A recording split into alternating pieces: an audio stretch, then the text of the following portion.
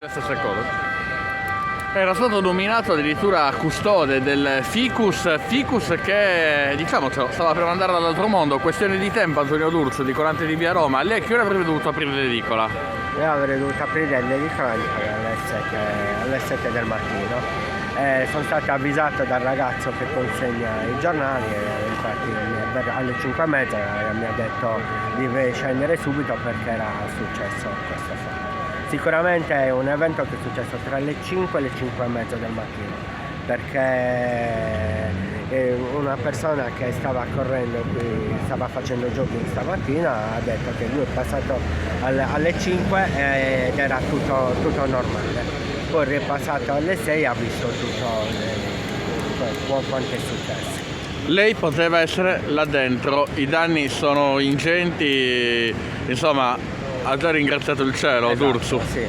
Sicuramente l'edicola è ancora in piedi proprio perché era chiusa, perché c'è un'asta centrale della regge, però se io in quel momento fossi stato dentro sicuramente avrebbe potuto avere conseguenze diverse. Cioè se lei fosse dentro sarebbe stato schiacciato?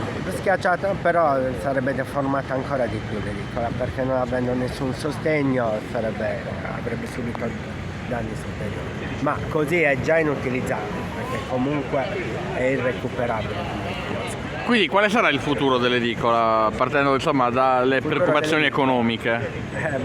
Purtroppo il futuro del chiosco è da demolire, questo ormai è da demolire.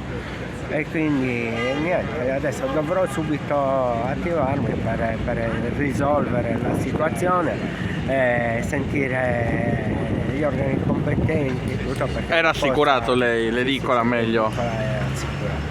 Lavori in Via Roma a pochi passi, ramo che crolla, può esserci un collegamento? Vabbè, adesso non voglio applicarmi a queste cose perché i lavori ne erano già stati fatti anche in precedenza, non posso, non si può, almeno per quanto mi riguarda, non posso dare colpa ai lavori non si sa, diciamo. C'è anche chi dice i lavori di manutenzione alla pianta, per quanto non eclatanti, comunque sono stati fatti. È vero, sono stati fatti quando crollavano, quando si spezzavano i rami, allora interveniva la squadra, il verde del comune per sfoltirla un po', ma probabilmente o andava sfoltita ancora di più oppure andava monitorata meglio.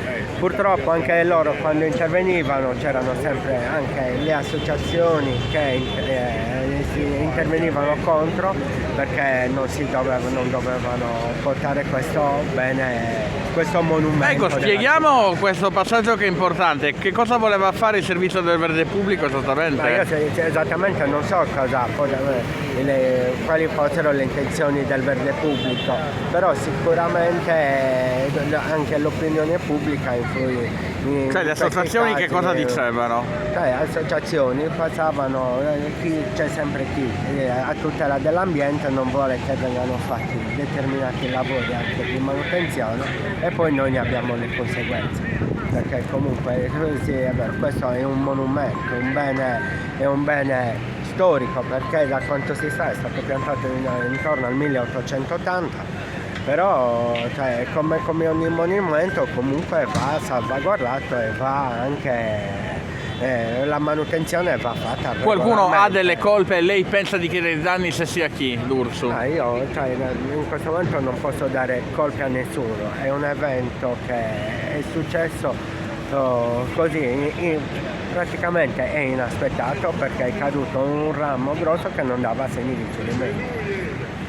Quindi quello non posso accusare nessuno.